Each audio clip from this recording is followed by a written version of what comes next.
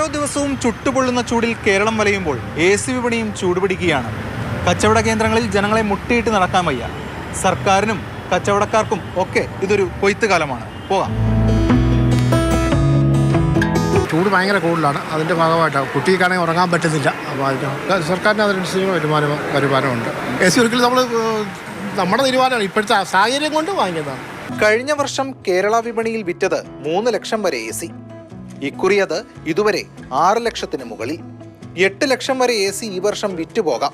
അതായത് 90 കോടിയിൽ നിന്നും 240 കോടി രൂപയുടെ വമ്പൻ ടേൺ ഓവർ.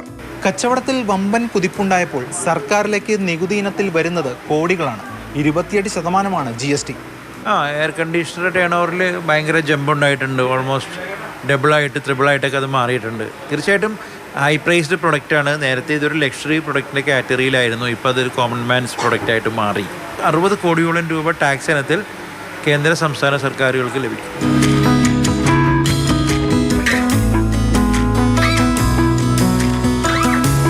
നികുതി ഇനത്തിലും മറ്റും പോക്കറ്റിൽ നിന്ന് പണം കുറച്ച് പോകുന്നുണ്ട്. പക്ഷേ അത്യുഷ്ണമായതിനാൽ AC ഇപ്പോൾ ജനങ്ങളെ സംബന്ധിച്ചിടത്തോളം ഒഴിച്ചുകൂടാൻ കഴിയാത്ത ഒന്നാണ്. ചുരുങ്ങിയ ദിവസങ്ങൾക്കുള്ളിലാണ് ഇത്രയധികം പണം സർക്കാരിലേക്ക് വരുന്നത്. വിൽപ്പന പൊടിപിടിച്ചതോടെ പല ബ്രാൻഡുകളും ഔട്ട് ഓഫ് സ്റ്റോക്കായി. 1 ടൺ കിട്ടാനില്ലാതായതോടെ 1.5 ടണ്ണിന്റെ AC-യിലേക്ക് പലരും മാറി.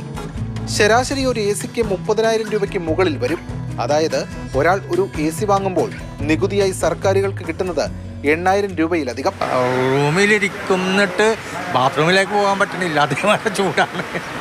AC ഇട്ട് പകൽ സമയം. പിന്നെ ഇതുണ്ടെന്ന് മാത്രം, ഇൻവെർട്ടറും മറ്റേ സോളാർ ഉള്ളത് കൊണ്ട് കറണ്ട് കാശ് അധികം പോണില്ല. അത്ര നികുതി നടുപൊടിക്കുന്നുണ്ട്. തീർച്ചയായിട്ടും നടുപൊടിക്കുന്നുണ്ട്. സർക്കാരിന് വളരെ ലാഭമാണ്. സാധാരണ മാർച്ച് മുതൽ മെയ് 15 വരെയാണ് AC വിൽപ്പനയുടെ സീസൺ. ഇപ്രാവശ്യം അത് ജനുവരിയിൽ തുടങ്ങി. നല്ല ചൂട് നിലനിൽക്കുന്നതിനാൽ ജൂൺ വരെ അത് പോകാം. അതായത് AC വിൽപ്പനയുടെ അമ്പരിപ്പിക്കുന്ന കണക്ക് ഇനിയും ഉയരാമെന്ന് സാരം. ക്യാമറമാൻ വിനു പാവമ്മയ്ക്കൊപ്പം എസ് ഷാഗിൻ, മാതൃഭൂമി ന്യൂസ്, കൊച്ചി.